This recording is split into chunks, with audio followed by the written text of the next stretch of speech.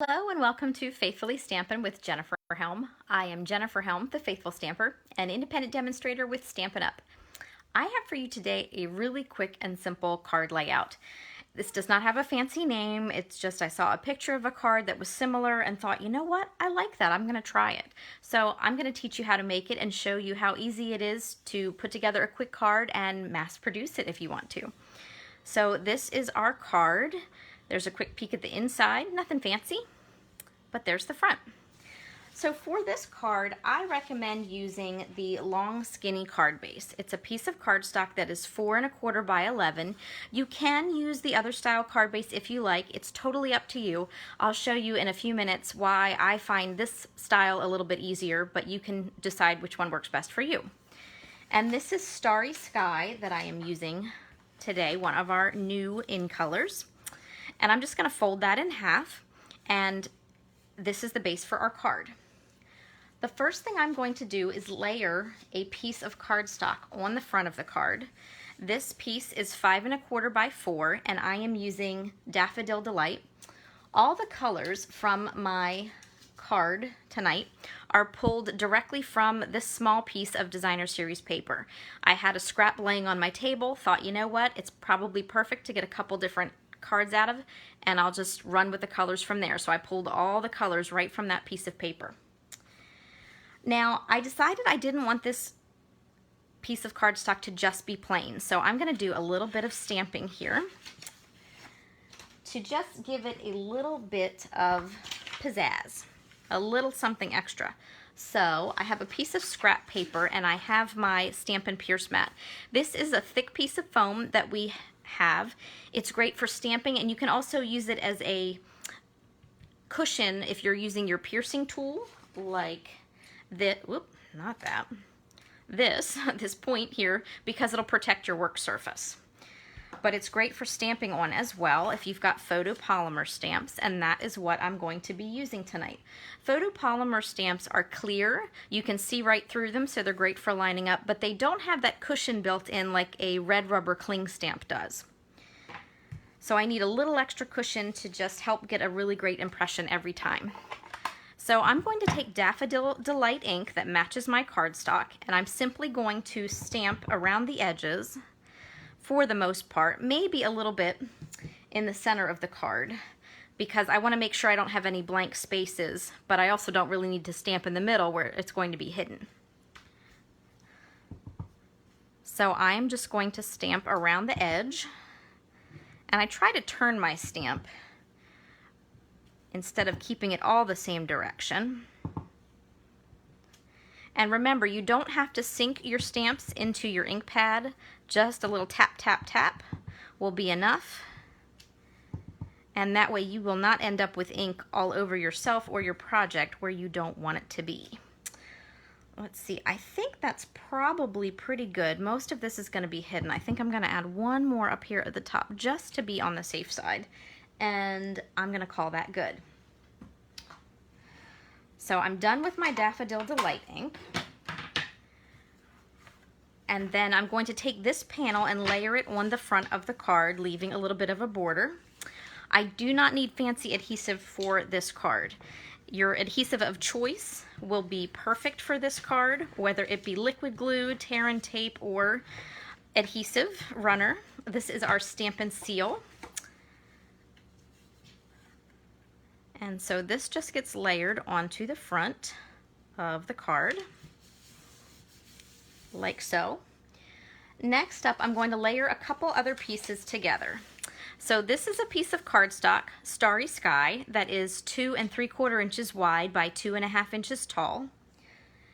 And then to that, I'm going to layer my piece of designer series paper, which is 2 1/2 inches wide and 2 1/4 inches tall.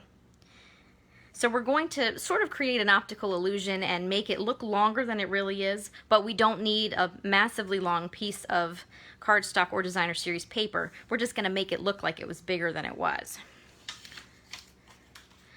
So I'm going to layer these together like that.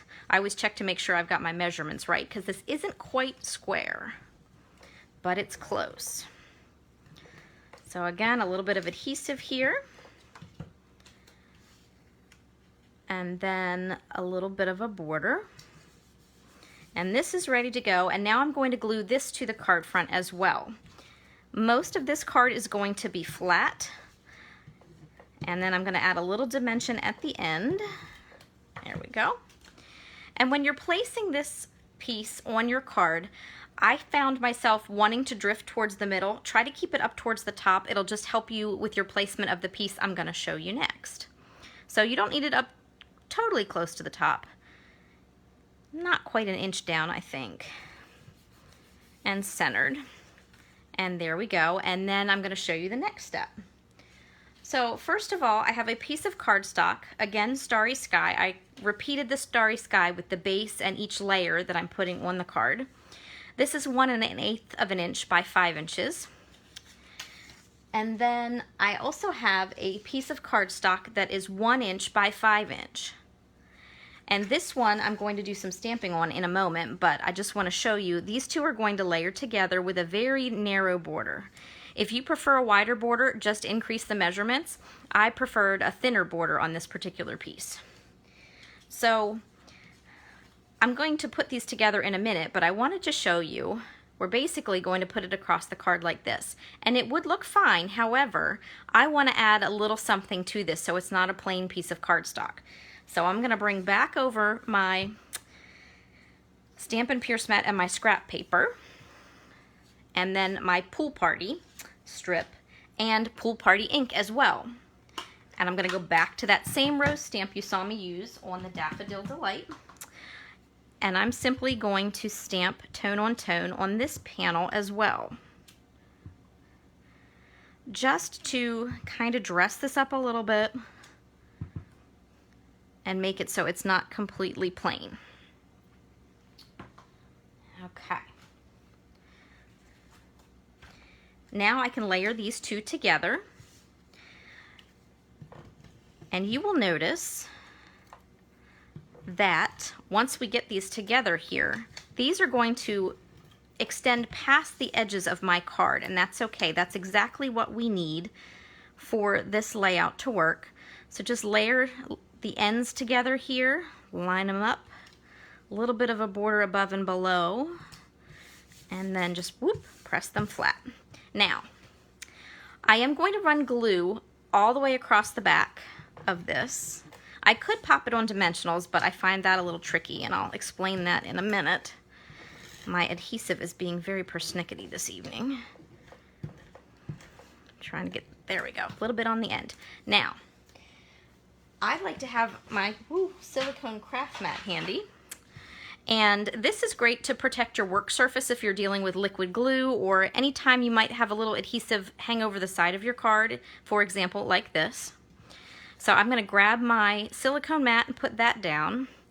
And now, when I am figuring out my placement here, I don't have to worry about getting glue on my table that is then going to get on my card and ruin something. So what we're going to do with this panel is put it on a diagonal, not a really steep one.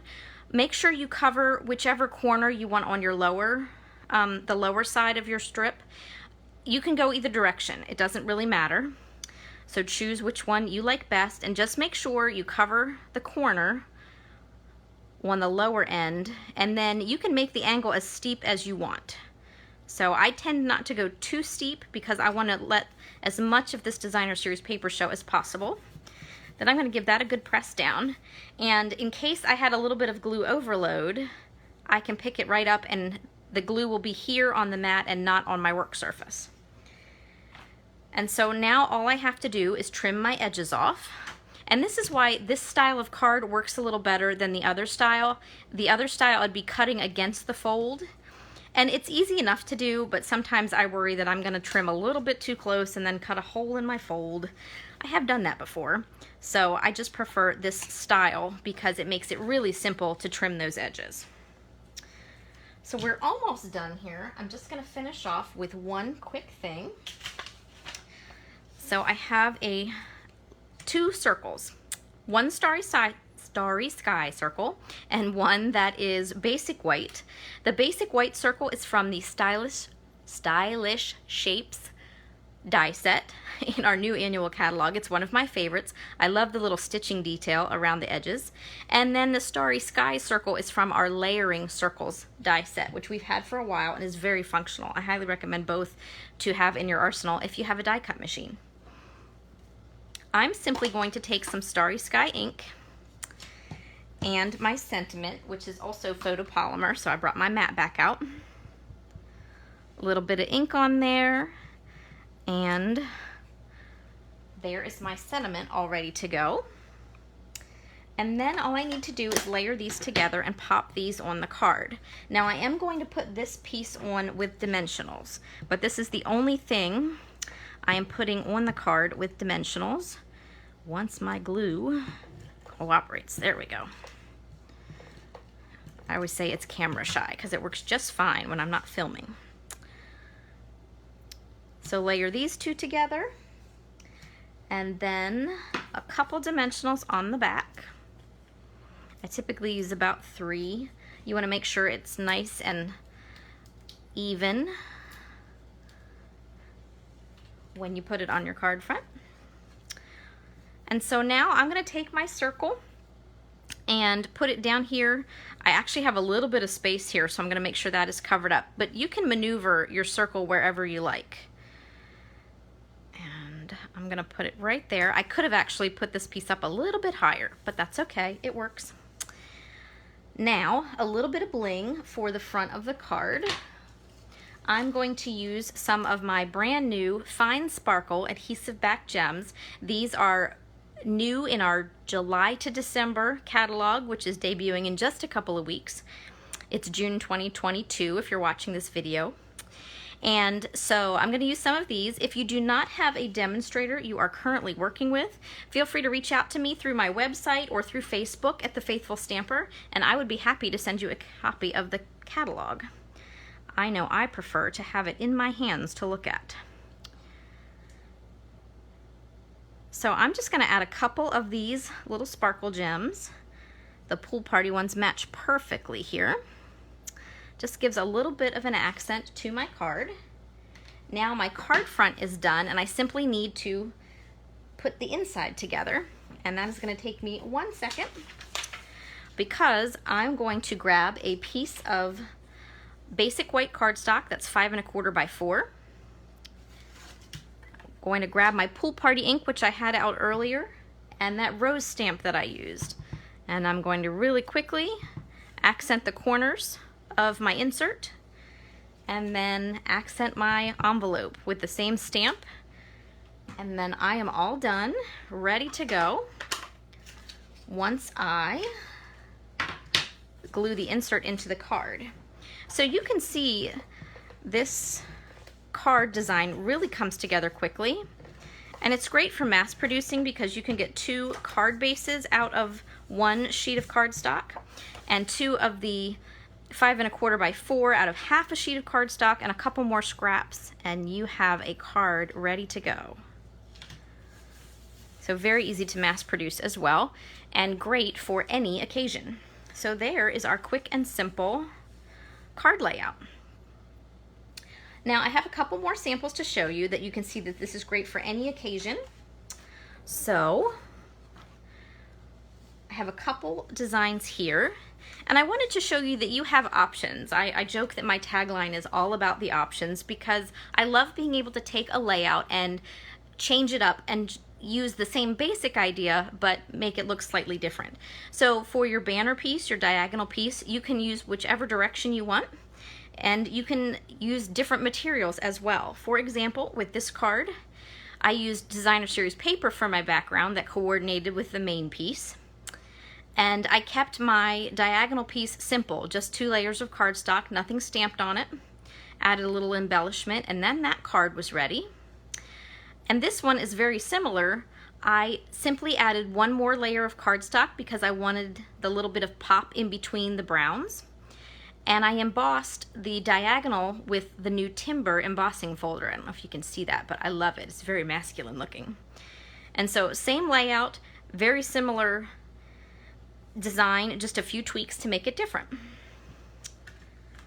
Also, keeping with the masculine theme, I have this card, which I used for my backing, the brick and mortar embossing folder. Kept this very simple. I did not add that additional circle piece. I simply went with the banner. You know, guys don't need a lot of fuss most of the time, right? And I wanted to show you that you don't have to put it on the diagonal. You can also use your banner straight across if you prefer that look. And so here I use that timber embossing folder on the background. And I kept the inside very simple, just a stamp that coordinates with the designer series paper that I picked. You can also jazz these up as much as you wanted. I have some beautiful new designer series paper that I wanted to play with. So here I totally coordinated everything with the designer series paper. I layered my diagonal strip together and then I embossed both using my Pretty Flowers embossing folder. And instead of a circle with a cinnamon, I added some tulips from a set that I die cut. And then added a little bit of bling. It kind of blends right in. I wanted it to be very subtle for that design. But I used my cinnamon on the inside of my card here instead of the front. But I also made this design where I did put it on the front and I stamped on my diagonal banner and then just used my punch there. So lots of options, and there are even more. You don't have to use a circle or a sentiment on the front if you don't want. I've been wanting to put ink on our new Sweet Songbird stamp set, so I did that here tonight, and rather than a circle or an oval punch, I used my songbird in a slightly different location. I used the diagonal piece as a place for the little bird to stand. And this went together very quickly, and there's the inside. So lots and lots of options that you have. So you can make it a little more whimsical, you can make it lovely and floral, or you can even make it masculine if you want. So quick and simple, easy to do for any occasion. Thank you so much for watching. I hope you enjoyed this video. If you have not already, I would love for you to subscribe to this YouTube channel. I typically post videos here twice a week, and you can just click that notification bell and it will let you know when I post a new video. You can also hop over and find me on The Faithful Stamper over on Facebook, and I post different projects there as well, talk about sales that Stampin' Up! Has going on and other incentives or contests that I might be running privately on my page. So thank you so much for watching. Take care and happy crafting.